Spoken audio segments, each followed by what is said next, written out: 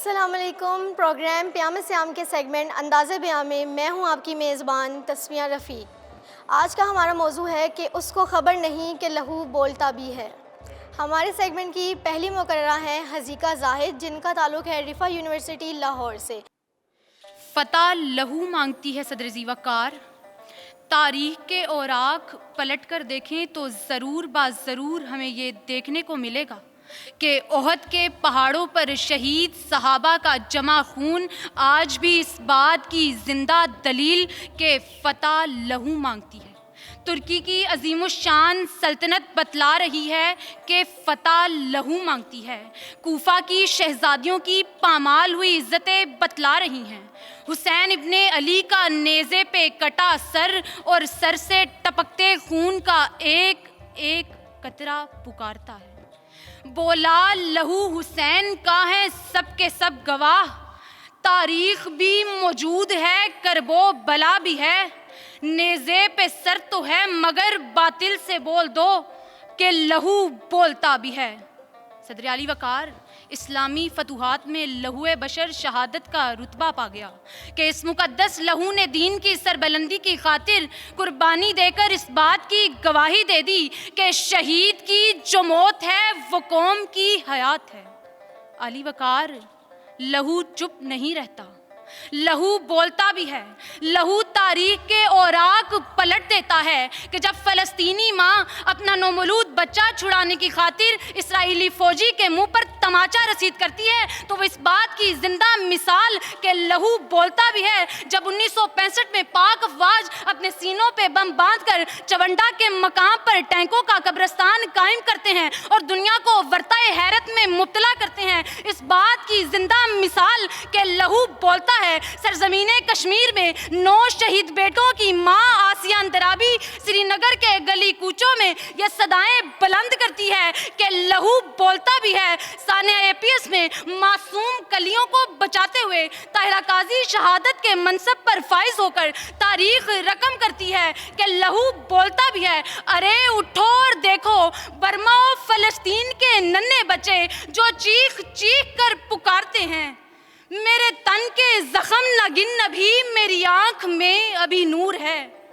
میرے بازوؤں پہ نگاہ کر جو غرور تھا وہ غرور ہے. تجھے ناز جوش گرز پہ ہے، مجھے ناز زخم بدن پہ ہے. یہی نام ابر ہے بہار کا جو گلاب میرے کفن میں ہے، جو گلاب میرے کفن میں ہے. کہ صدر علی وقار، آج بھی مسلسل لہو بہہ رہا ہے. گولیاں چل رہی ہیں، گولی چلتی ہے، چلانے والے کی آواز آتی ہے لا الہ الا اللہ.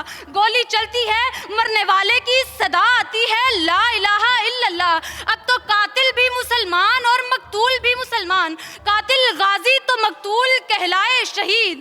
کیا علی وقار، اب تو مسلم کو مسلمان سے ڈر لگتا ہے کہ صدر ذی وقار، ہم دعویٰ تو یہ کرتے ہیں کہ ہم دین اسلام کے پیروکار، مگر در حقیقت ہمارے عادات و اطوار دین اسلام کے لیے باعث ننگو آر ہیں.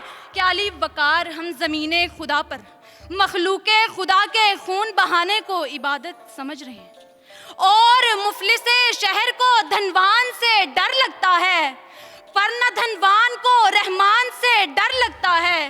اب کہاں ایثار و اخوت ہو مدینے جیسی، اب تو مسلم کو مسلمان سے ڈر لگتا ہے، اب تو مسلم کو مسلمان سے ڈر لگتا ہے. آپ سب کی سماعتوں کا شکریہ. ہمارے سیگمنٹ کی دوسری مقررہ ہیں فروہ نذیر، جن کا تعلق ہے UCP سے. میں ان کو دعوت دیتی ہوں کہ وہ ڈائس پر آئیں اور اپنی تقریر کا آغاز کریں. اس کو خبر نہیں کہ لہو بولتا بھی ہے ذی وقار. ہمارا ماضی قربانیوں کی طویل داستان سناتا ہے. ہم اپنے خون سے غسل شہادت کرتے ہیں. ظلمت و وحشت کی تاریکیوں کا ہمارے خون کی روشنی سے دم گھٹنے لگتا ہے. اس قوم کے عظیم سپوت ہمارے لختے دل اور جگر کے ٹکڑے عرض وطن کی پکار پر ایسے بے جگری سے دشمن کو للکارتے ہیں کہ دنیا کا بارود ان کے سینوں میں اترتا گیا، مگر عرض وطن کی محبت کی آگ کے شعلے کم نہ ہوئے، بلکہ وہ آسمان عشق سے باتیں کرنے لگے۔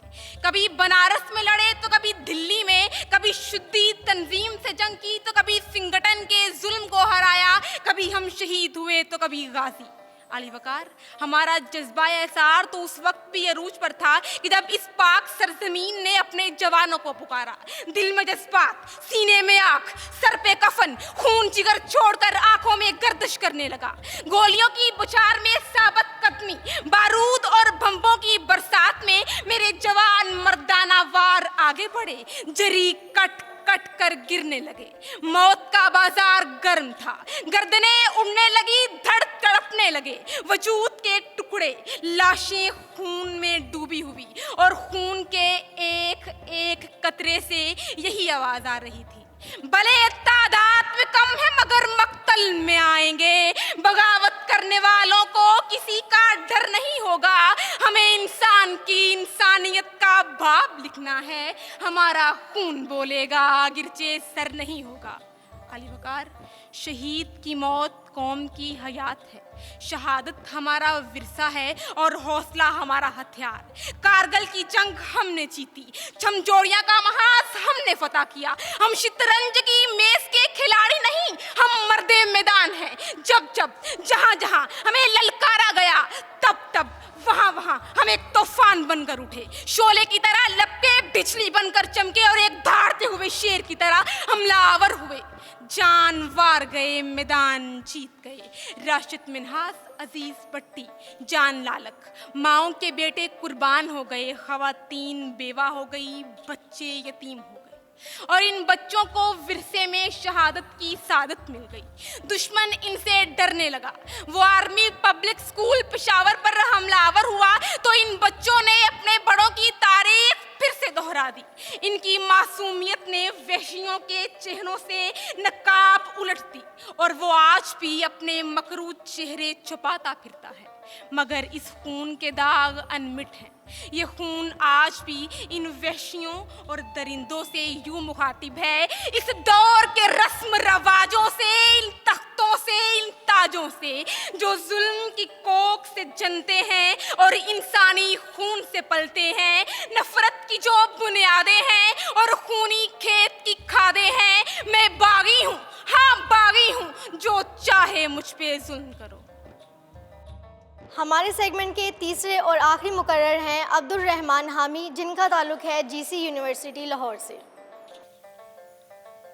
ہم وہ عشاق ہیں صدر علی وقار، جنہوں نے اپنا فرض سمجھتے ہوئے مقتل گاہوں کو اپنے لہو سے روشن کیا۔ ہم فاتح لشکروں کے ساتھ مل کر مال غنیمت لوٹنے والوں میں سے نہیں، بلکہ ہم تو جلے ہوئے خیموں میں جا کر تعزیت کرنے والے وہ محب وطن ہیں جنہوں نے محبت کی ایسی کئی داستانیں رقم کی کہ صدر علی وقار ایک داستان بدر و حنین میں جا نثاری کی داستان، ایک داستان کرب و بلا میں لاکھوں کے لشکر کے سامنے 72 سروں کی داستان، ایک داستان شیر میسور کی خاموش توپوں سے اٹھنے والے انقلاب کی داستان، ایک داستان پنجاب کی دھرتی کے رکھوالے رائے احمد خاں کھرل کے گھوڑوں کے ٹاپوں سے اٹھنے والی غیرت کی داستان، ایک داستان 47 کی تاریک راتوں سے طلوع ہونے والے سورج کی داستان۔ یہ وہ داستانیں ہیں صدر علی وقار جہاں ہم نے باطل کی پیاسی شمشیروں کی پیاس اپنے لہو سے بجھائی۔ اسے کیا خبرت کہ وقت کی بیعت کرنا ہمارے بلند سروں کی روایت ہی نہیں۔ ہزاروں کے لشکر کے سامنے اپنے ارادے بدل لینا ہمارا رواج ہی نہیں.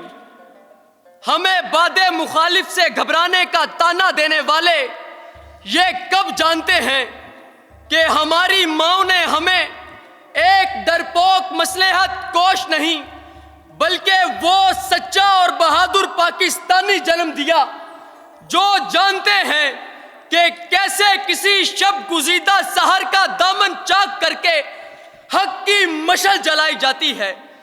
پھر وہ مشعل محسن نقوی کے کلام کی صورت جلے یا کہ ننھے اقبال مسیح کی عظیم سوچ کی صورت. حیات بلوچ اسے نئی حیات عطا کرے یا کہ برہان وانی اسے جلا بخشے. عشق اور محبت کی یہ مشعل باطل کی پھونکوں سے بجھنے والی نہیں ہے صدر علی وقار کہ ذی وقار شمع خیمہ کوئی زنجیر نہیں ہم سفراں. جس کو جانا ہو چلا جائے اجازت کیسی. دل اگر دل ہے تو دریا ہونا ہے. سر اگر سر ہے تو نیزوں سے شکایت کیسی. سر اگر سر ہے تو نیزوں سے شکایت کیسی. آپ کی سماعت کا بے شکریہ. یہ تھے ہمارے مقررین. چلتے ہیں مقدس امجد کی طرف جو کہ موجود ہیں اسٹوڈیو میں ہمارے ججز کے ساتھ. بہت بہت شکریہ تسمیہ رفیق آپ کا. ناظرین، آج ہمارے انداز بیاں کے سیگمنٹ کے دوسرے مرحلے کا پہلا مقابلہ تھا اور آج بھی ہمارے ساتھ 3 مقررین موجود تھے. بلا تاخیر نتائج کی جانب بڑھیں گے. ہمارے ساتھ آج بھی موجود ہیں جناب کراچی سے تعلق ہے جنید ممتاز صاحب. بہت بہت شکریہ، آپ ہمارے لیے وقت نکالتے ہیں اور ہمارا یہ خوبصورت سا جو سیگمنٹ ہے آپ ہی کی وجہ سے اتنی رونق اس میں دن بدن آتی چلی جا رہی ہے اور جس طرح ہم فائنل کی جانب بڑھ رہے ہیں تو مقابلہ بھی زیادہ خوبصورت ہوتا چلا جا رہا ہے. جنید صاحب، آپ نے آج کا مقابلہ دیکھا تو نتائج کے حوالے سے کیا کہنا چاہیں گے؟ کون ہمارے ساتھ رہے گا اور کون خداحافظ کیا جائے گا؟ بہت شکریہ مقدس. اور ہمیشہ کی طرح آج چونکہ سیکنڈ راؤنڈ تھا اس مقابلے کا اور لگ رہا تھا کہ آج سیکنڈ راؤنڈ ہے کیونکہ آج جو ہم نے تقریریں سنی ہیں ایک سے ایک جوشیلی تقریر بھی سنی، مواد بھی ملا، ہمیں انداز بیان بھی دیکھنے کو ملا، تلفظ بھی ہمیں قدرے بہتر ملے پچھلے چند مقابلوں کی نسبت سے. تو آج ایک اچھا مقابلہ سننے کو ملا اور آنے والے جو مقررین ہیں وہ بھی میرے خیال میں اس کو دیکھتے ہوئے اچھی تیاری کے ساتھ آئیں گے. تو کچھ غلطیاں جیسے میں پہلے دن سے بولتا ہوا آیا ہوں کہ ہم یہاں پہ جو مارکنگ کر رہے ہیں مواد کو دیکھتے ہوئے، انداز بیان کو دیکھتے ہوئے، تقریر کا موضوع کے لحاظ سے کتنا اس میں ربط ہے اس کو بھی ہم دیکھتے ہیں اور اس کے ساتھ ساتھ تلفظ جو کہ بڑے امپورٹنٹ ہوتے ہیں. تو کچھ مسٹیکس میں سب سے پہلے بتا دیتا ہوں، اس کے بعد پھر نتائج کی جانب جاتے ہیں. تلفظ کی ہمیشہ سے جو پہلی مقررہ آئی ہیں انہوں نے کہا کہ اخد ہوتا ہے لفظ. پھر اس طرح کی کچھ اور غلطیاں تھیں، زخم بولا زخم ہوتا ہے، غرور بولا غرور ہوتا ہے لفظ. اور پھر کچھ جو میں نے پچھلے مقابلے میں بولا تھا ان کی تقریر کا کچھ تھوڑا سا جو حصہ تھا وہ کہیں سے پہلے میں نے سنا ہوا ہے، میری کانوں میں وہ آواز گونجی ہوئی ہے، لیکن انہوں نے اس کو محسوس نہیں ہونے دیا کیونکہ وہاں سے پھر وہ اپنے مواد کی طرف چلی گئی تھی. تو پھر اس کے نمبر ہم منہا نہیں کرتے کیونکہ انہوں نے اپنا مواد اس میں شامل کر لیا تھا، جو کہ ایک اچھی بات ہے. اس کے بعد جو دوسری مقررہ آئیں اس کے بعد جو ان کی غلطیاں تھیں، انہوں نے سپوت بولا، سپوت ہوتا ہے لفظ. ان کی تقریر میں انہوں نے پھر ایک اور لفظ بولا ثابت قدمی، ثابت قدمی ہوتا ہے لفظ. اور پھر ان کی تقریر میں ربط نہیں تھا. میں پہلے مقابلے سے بولتا ہوا آیا ہوں کہ آپ کی جو تقریر کا موضوع کے لحاظ سے اس پہ بولنا ہے، آپ کی ایگزامپلز، آپ کے دلائل ایسے ہونے چاہیے کہ جو آپ کا موضوع ہے وہ اس پہ بیٹھنے چاہیے پورے کے پورے. اور پھر پہلے مقابلے میں بھی انہوں نے بولا تھا تو میں نے ایک بات بولی تھی کہ آپ کی تقریر میں گراف جو ہے وہ مسنگ ہے. ایک آپ تقریر کو دھیمے لہجے سے سٹارٹ کریں، اس کو ایک پیک پہ لے کے جاتی ہیں اور پھر وہاں سے گراتی ہیں، پھر وہاں پہ اشعار کا استعمال ہوتا ہے. تو ایک گراف بنتا ہے ڈیکلیمیشن میں جو کہ بڑا ضروری ہوتا ہے کیونکہ ہمارے پاس جو انداز بیان کے نمبر ہوتے ہیں تو وہاں پہ اس چیز کو ہم کاؤنٹ کرتے ہیں جب ڈیکلیمیشن کی بات کی جا رہی ہو. تو وہ مسنگ تھا. اور چونکہ مقابلہ سخت ہے اب ہمیں اور زیادہ باریک بینی سے اس چیز کو محسوس کرنا اور دیکھنا پڑ رہا ہے.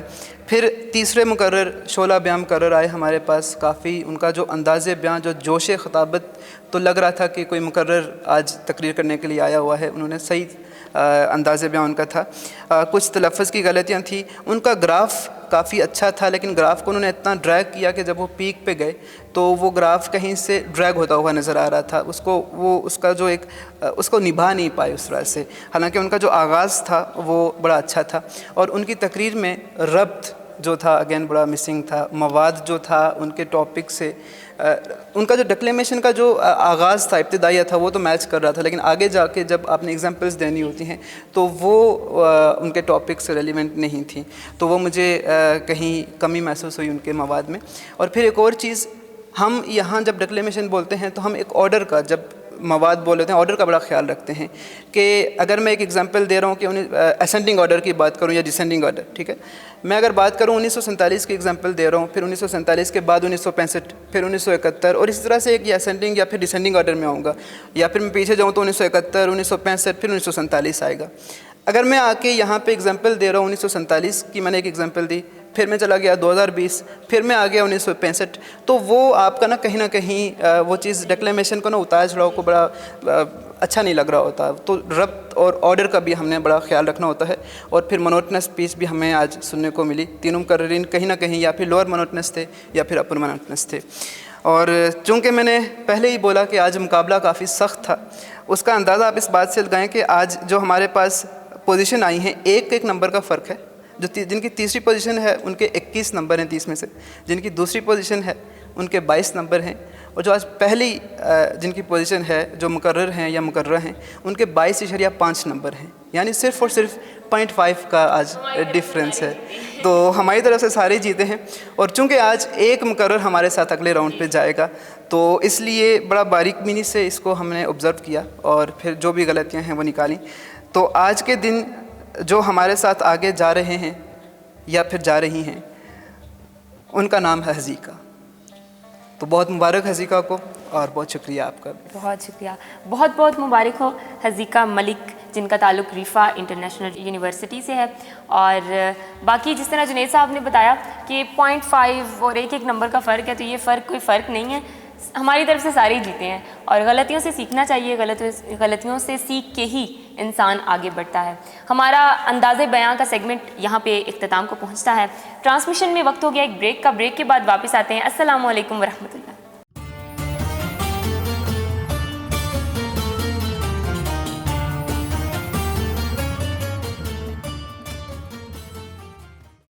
Explore your interests and passions to discover your talents and fulfill your dreams at UMT. Information Processing Center accommodates more than 25,000 participants and meets the international standard.